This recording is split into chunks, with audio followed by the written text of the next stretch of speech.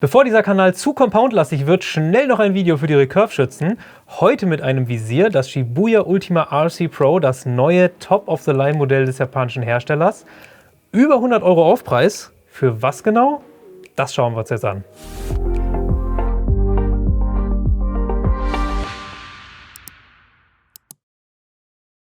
Um es direkt am Anfang zu sagen, das Shibuya Ultima RC Pro ist nicht der Nachfolger vom Ultima 2 oder Ultima 1, sondern es ist eine neue Serie, die jetzt noch eine Stufe höher angelegt ist. Shibuya hat ja vor ein paar Jahren das erste Visier von ihnen für Recurve-Schützen, das Ultima 1, erneuert und ein Ultima 2 oder Ultima RC2, wie auch immer, rausgebracht. Und dann eben letztes Jahr jetzt dieses Visier präsentiert und da haben dann sofort alle gefragt, um Gottes Willen, ist jetzt das alte, legendäre Ultima Recurve in Rente geschickt worden. Und dann hat Shibuya gleich gesagt, nein, nein, das ist jetzt hier unser neues, absolutes Topmodell und es wird parallel dazu immer noch die normale Ultima Recurve-Serie, also nicht mit Pro-Zusatz im Namen geben. Und es gibt ja immer noch das Dual-Click, also es gibt jetzt 3 Visierlinien, im Grunde Einsteiger, fortgeschritten, das was früher die High-End-Linie war und jetzt gibt es eine neue High-End-Linie und die heißt eben RC Pro. Warum hat das Shibuya gemacht? Man kann darüber ein bisschen spekulieren. Ich habe da auf jeden Fall eine Theorie. Es gab ja in den letzten Jahren auch sehr viele Schützen, die sich für ein Visier von Exel entschieden haben. Und Exel hat schon vor Jahren die Preise ziemlich hoch angesetzt. Die Visiere sind aber trotzdem gut verkauft worden. Und ich glaube, dass bei Shibuya jemand gesagt hat, hey, davon wollen wir ein Stück ab vom Kuchen. Man kann aber jetzt nicht einfach das bestehende Visier 100 € teurer machen. Und die Lösung war eben, dieses Visier rauszubringen, ein bisschen anderen Carbonausleger und ein paar Features reinsprenkeln. Und dann kann man halt ein neues Visier, das kostet dann eben auch einen neuen Preis. Das ist ja mein Vorwurf auch in Richtung Shibuya. Auf der anderen Seite, die Exel-Visiere haben sich verkauft und dann ist es eigentlich auch nur fair, warum nicht? Man kann es ja probieren. Und das hat eben Shibuya mit diesem Visier gemacht. Aber es ist ja nicht nur ein Visier, was Shibuya auf den Markt gebracht hat. Sie hat ja gleich eine Familie mehr oder weniger rausgebracht. Das hier ist jetzt die Version 520 9a. 520 steht für die Länge der Visierschiene, 9 Zoll ist der Carbonausleger und A ist die Version des Carbonauslegers, denn es gibt 2 davon. Es gibt also einen steiferen und einen weniger steifen Carbonausleger, der heißt dann B. Es gibt da zusätzlich noch 2 verschiedene andere Längen für die Visierschiene. Einmal heißt das dann 320 und 250 und das sind immer Längen in Zoll. Also die 520-Version, das sind 5,2, die 320-Version sind 3,2 Zoll und die 250er sind 2,5 Zoll. Also es ist quasi nur noch halb so hoch. 2,5 Zoll oder 3,2 Zoll Verstellweg in der Höhe, das interessiert die Recurver ja in der Regel nicht. Also wir wollen ja eigentlich diesen großen Verstellbereich haben, um auch auf allen Entfernungen anzukommen. Shibuya hat das auch verstanden. Die Idee dahinter ist eben, Vibrationen zu vermeiden. Und wenn eben die Visierschiene kürzer ist und weniger Masse hier oben und unten rausragt, dann ist das eben günstig für die Kraftverhältnisse. Und weil wir aber mehr Verstellweg brauchen, hat Shibuya dann hier eine Montageplatte rausgebracht, wo man dann das Visier hoch und runter setzen kann. Das ist alles ein bisschen kompliziert. Gibt auch Bilder bei uns dazu im Shop, wie das dann funktioniert. Mir gefällt das ehrlich gesagt nicht. Und ich habe auch jetzt in den letzten Monaten, das Visier gibt es ja jetzt schon ein bisschen länger, auch festgestellt, dass das auch die Schützen, das kommt bei den Schützen nicht an. Wir wollen da unsere Visiere nicht, wenn wir von 30 auf 70 Meter gehen, dann hier an der Bogenmontage einmal nach oben oder unten setzen. Und deswegen ist das eigentlich ein bisschen Fehlschuss gewesen. Ich glaube, dass das auch wieder verschwinden wird. Es war ein netter Versuch von Shibuya. Das Visier wird aber bleiben, davon bin ich überzeugt. Und eben in der 5,2 Zoll Variante hat es ja den Verstellweg, den wir haben möchten als Recurve-Schützen. Dann haben wir eben den 9 Zoll Ausleger. Das ist die 520-9 im Namen. Da gibt es aktuell noch kein Visier mit einem 6 Zoll Ausleger, aber ich gehe davon aus, der wird dann auch kommen für die Compound-Schützen demnächst. Und dann haben wir eben noch A und B und das bezieht sich auf die Steifigkeit dieses Stücks Carbon hier. Das ist jetzt die A-Variante, also die steifere. Es gibt eben die gleiche Form, nur dann das hier diese Materialstärke. Die ist ein bisschen geringer, aber ansonsten sieht der gleich aus. Für Zugewichte unter 40 Pfund, sagt Shibuya, soll man dann eben die weichere Version nehmen und über 40 Pfund die steifere. Auch da bin ich mir nicht sicher, ob sich das gelohnt hat, da mehrere Produkte in den Markt zu bringen und diese Auswahlmöglichkeiten, ob man da die Leute nicht ein bisschen überfordert. Warum soll ich nicht einen steifen Carbonausleger nehmen, auch mit weniger Zuggewicht? Die Frage konnte mir bisher noch keiner so richtig beantworten. Der einzige Nachteil durch den steiferen Ausleger, den er hat, ist, dass er ein bisschen schwerer ist. Der Ausleger wiegt 12 Gramm mehr. So, da kann man sich jetzt überlegen, brauche ich dafür die Unterscheidung, um 12 Gramm zu sparen? Das ganze Visier, also die schwerere Version, wiegt 233 Gramm. Die leichtere wiegt demnach 221. Damit ist das Visier immer noch eines der leichteren Visiere. Also ich bin davon nicht überzeugt. Das Visier an sich ist schön, das hätte man so auf den Markt bringen müssen. Dieses ganze System drumherum mit den unterschiedlichen Längen und den unterschiedlichen Auslegern, das ist ein bisschen übers Ziel hinausgeschossen. Das ist einfach meine Meinung. Das Shibuya Ultima RC2, RC2, wie auch immer, das Visier, was vorher eben das Topmodell war, ist ja relativ leicht. Das wiegt nur knapp über 200 Gramm und dieses Visier ist jetzt ein bisschen schwerer geworden.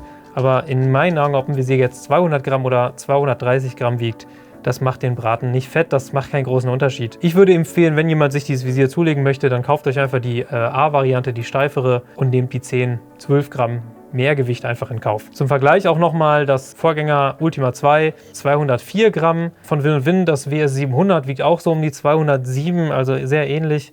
Und dann gibt es jetzt noch das Sherlock Adrenaline, was ja auch vor kurzem erst rausgekommen ist. Das wiegt 240. Arc-System hatten wir schon ein Video gemacht. SX200 wiegt 250 so grob.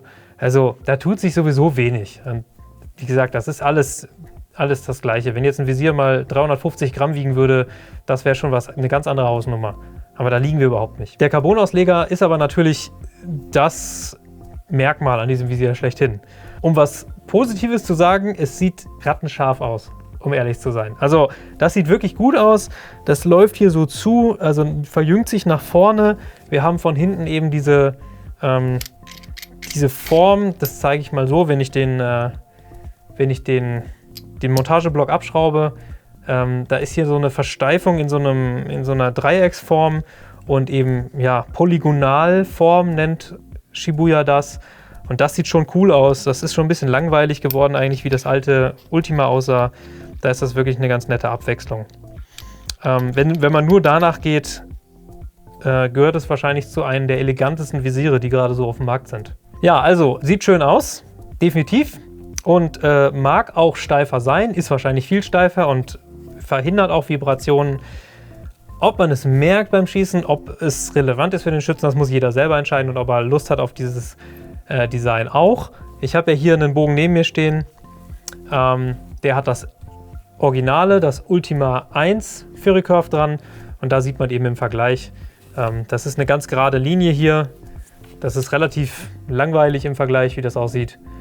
Und hier hat das ja auch nochmal dieses schachbrettartige diese Carbonstruktur, das macht schon eine Menge her. Man sieht aber auch gleich, wenn man diese zwei Visiere übereinander hängt, den ganz großen Nachteil von diesem Teil hier. Das alte Visier hatte ja oben diese ganzen Rastpunkte hier und ich kann diese Schraube hier lösen und kann das rein und rausschieben und habe hier auch diese Rastpunkte, die relativ laut sind. Schraube das fest und dann habe ich hier so eine Bohrung gehabt und da konnte ich dann die Nummer lesen, konnte mir das notieren, an welchem Rastpunkt ich bin, damit ich meine Einstellung da wiederfinde. Das ist natürlich jetzt auch komplett weggefallen. Wir haben hier ganz hinten 1, 2, 3, 4, 5, 6 Punkte, die sind erstmal nicht nummeriert und gehen dann halt auch nicht nach vorne weiter. Also für Schützen, die auch mal das Visier reinholen wollen, also die nicht so viel Zugewicht haben, die gehen hier komplett leer aus. Man kann diesen Montageblock nach vorne schieben und man kann den auch theoretisch hier jetzt festschrauben, aber dann schraubt man halt auf die Beschriftung. Ich weiß nicht, wie lange die das aushält. Und man hat auch keine festen Rastpunkte wie hier. Also diese Bohrungen hier, wo dann die Schraube einrastet, die haben wir hier vorne nicht. Also es ist ganz klar, es ist natürlich auch ein sehr teures Visier. Es richtet sich an Schützen, die sehr ambitioniert unterwegs sind, die sehr viel Zuggewicht schießen, die diese Probleme nicht haben. Es richtet sich ganz definitiv nicht an Einsteiger. Aber es ist ein bisschen schade, dass man da Einsteiger Menschen mit weniger Zuggewicht. Es soll ja auch sehr gute Schützen geben, die sehr lange dabei sind, die auch nicht so viel Zuggewicht haben und die werden hier eventuell auch Probleme kriegen. Der Montageblock sieht auch ein bisschen anders aus. Wir haben hier so eine schicke Schraube. Die hat ein größeres Gewinde bekommen und ein feineres Gewinde. Und hier vorne ist so ein Teflon-Einsatz, würde ich mal sagen, der dann das Carbon schützt. Das macht alles einen sehr guten Eindruck. Also das ist wirklich schön, das ist super, super fest. Wenn ich das hier festdrehe, da habe ich wirklich den Eindruck, das fühlt sich top an. Das ist keine Frage. Eine der besten Montagelösungen, die Shibuya wahrscheinlich je gemacht hat. Nur, dass man halt nicht mehr diese Rastpunkte so spürt, wenn man das hier verschiebt. Ich muss es halt losschrauben, dann kann ich es irgendwann schieben. Ja, so ein kleines bisschen spürt man es, aber es ist also schon etwas schwieriger, den richtigen Punkt zu finden. So, also zusammenfassend nochmal, schicker Carbon-Ausleger, macht sehr viel her optisch, funktional. Naja, er ist steifer, er verhindert Vibrationen. Wer damit ein Problem hatte vorher, der hat hier vielleicht eine Lösung. Verstellbereich sind 60 mm und das ist ungefähr ein Drittel von dem, was man vorher einstellen konnte. Sowohl beim Shibuya Ultima 1 als auch beim Ultima 2. Über die Visierschiene hatte ich schon gesprochen, 5,2 Zoll, das ist die Länge. Der Verstellweg ist ein bisschen geringer, das ist ja die Höhe von dem Kopf, die dann noch abgezogen werden muss. Also wenn ich jetzt den Schlitten ganz nach unten schiebe, im untersten Punkt, wo er noch einrastet und dann eben bis oben an den Anschlag hierhin, dann habe ich eben ein bisschen weniger Bereich und das sind 107 mm bei diesem Visier. Und das ist eine erfreuliche Nachricht. Als ich das gelesen habe, als es rausgekommen ist, das hat mich sehr gefreut, denn das Ultima 1 hatte ja genau diesen Verstellweg, 5,2 Zoll Visierschiene. Dann kam das Ultima 2 raus und hatte nur noch 4,85 Zoll, daher auch dieser Name, Ultima 2 485. Und da fehlten dann auf einmal 10 mm Einstellweg, ungefähr. Und das machte eigentlich keinen Sinn, weil es hat keiner danach gefragt und hat gesagt, hier, wir wollen hier weniger Verstellweg. Gerade die Recurve-Schützen wollen das eigentlich nicht. Und jetzt ist eben der Weg wieder zurück. Jetzt geht Shibuya genau dahin zurück, wo sie mal waren. Auch hier kann man es eben vergleichen. Diese zwei Visiere, die trennt irgendwie 10 Jahre ungefähr. Und jetzt haben wir hier, wenn ich es hinkriege, das genau hier hinzuhalten. Jetzt haben wir den gleichen Verstellweg wieder, den wir schon mal hatten. Aber für deutlich mehr Geld. Also das Ultima 2 bleibt mit 4,85 Zoll eben ein bisschen limitiert, was diesen Weg angeht. Diese 107 mm, die man hier einstellen kann, die sind auch im Marktdurchschnitt sehr viel. Also 97 mm waren es bei dem Ultima 2. Decat hat ein Visier auf dem Markt, das sehr günstig ist, DCRE, das haben auch sehr viele Anfängerschützen. Das hat 100 mm. Arc-System SX200 hatte ich vorgestellt, hat 95 und das Win & Win WS700, was ich eben erwähnt habe, weil es auch sehr leicht ist, das hat 109 mm, das hat 2 mm mehr Weg. Das ist aber das einzige Visier, was ich kenne, was also einen mehr Verstellweg hat als im Vergleich zu diesem oder eben dem originalen Ultima. Und das finde ich gut, also diesen Weg braucht man auch. Also der ist, ich hätte eigentlich gerne, dass alle Hersteller mindestens 100 mm anbieten. Was kann man noch sagen? So viel mehr gibt es eigentlich gar nicht, denn es ist eigentlich kein neues Visier. Wir haben den Visierschlitten, den man komplett abziehen kann vom Visier. Das ist das gleiche Prinzip wie beim Ultima 2. Da hat sich auch, was diese Gleitelemente angeht, hat sich da nicht viel geändert. Das hat sich auch nicht groß geändert im Vergleich zur ersten Version, also zum originalen Ultima-Visier. Wir haben hier diese zwei Nadeln, die sind hier oben abgefräst, damit man die Einstellung sehr genau finden kann. Das ist auch bekannt von allen, das kennen alle Schützen, die Shibuya haben. Und auf der anderen Seite haben wir hier eben auch noch so eine. Was neu ist, wir haben hier diese Skala, die ist aus Aluminium und die kann man abschrauben. Das ist da reingelasert und kann das tauschen. Wir haben hier eine, die ist unbeschriftet und die kann man auch ein bisschen in die Höhe versetzen. Wir haben also hier unten noch zusätzliche Gewinde und jetzt kann man den stufenweise, also an 4 verschiedenen Positionen kann man diese Alu-Skala montieren oder man kann sie eben rausmachen, je nachdem, ob man eben auf der rechten oder auf der linken Seite seine Beschriftung haben möchte. Ist man eher einer, der so am Bogen hängt oder so. Das ist schön, das ist ein nettes kleines Feature, was dazugekommen ist. Was auch dazugekommen ist, ist diese Schraube hier vorne.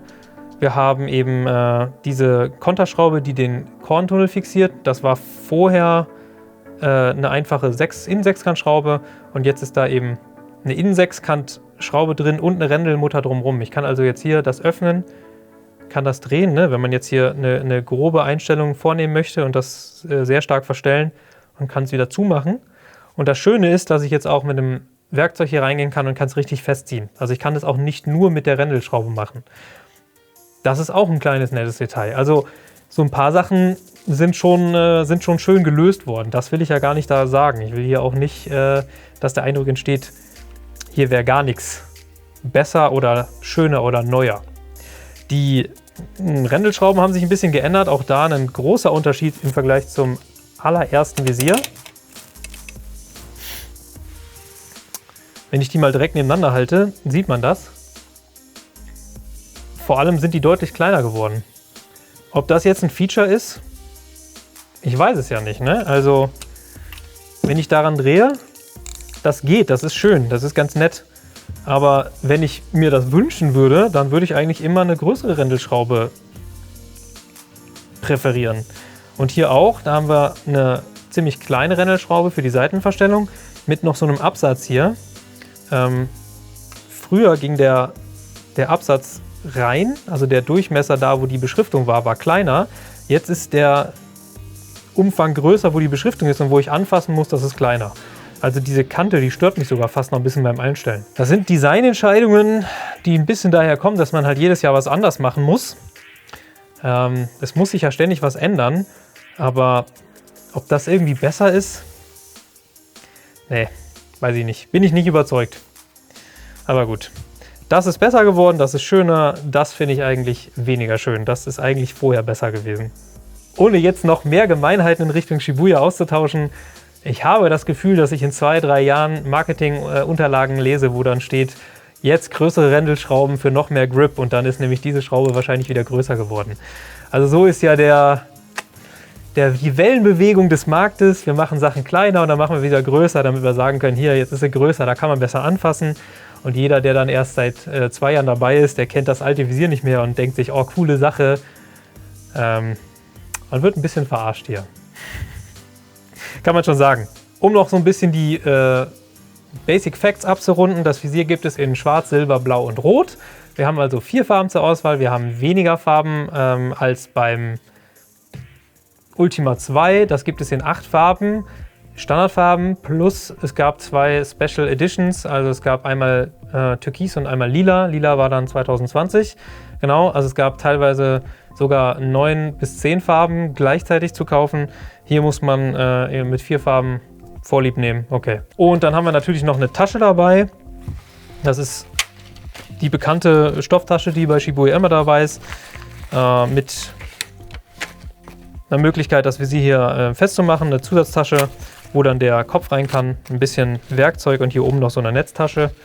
Auch da habe ich zum Vergleich mal hier so eine originale Tasche vom Ultima 1 mitgebracht und man sieht, naja, okay, das ist schon auch ziemlich das gleiche immer noch. Die Netztasche ist dazugekommen und wir haben jetzt hier so ein cooles Muster auf dem Innenfutter. Und natürlich neues Logo. Ultima ist bei Shibuya mittlerweile so eine wichtige Marke geworden. Früher stand Shibuya drauf, jetzt steht Ultima drauf. Aktuell muss man für dieses Visier 125 € Aufpreis berappen im Vergleich zum Ultima 2. Das Shibuya Ultima RC Pro ist damit also wirklich eine ganze Ecke teurer und man muss sich ein bisschen fragen, ob sich das lohnt. Beziehungsweise nein, eigentlich kann man die Frage beantworten, es lohnt sich nicht. Dieses Visier ist nur etwas für Leute, die da wahnsinnig drauf stehen, auf diese Optik und die sagen, ich kann nicht ohne ein Visier, was so eine elegante Form hat. Ich will das haben. Die Leute, die können sich das kaufen, die werden damit auch wirklich Spaß haben, aber preis-leistungsmäßig ist das hier auf jeden Fall wirklich, wirklich teuer. Und naja, wir werden sehen, ob Shibuya das klassische Ultima 2 Visier einstellt und das hier dann auf dem Markt bleibt. Aber das ist halt vor allem Spekulation zurzeit. Wir wissen da nichts und es gibt nichts Offizielles.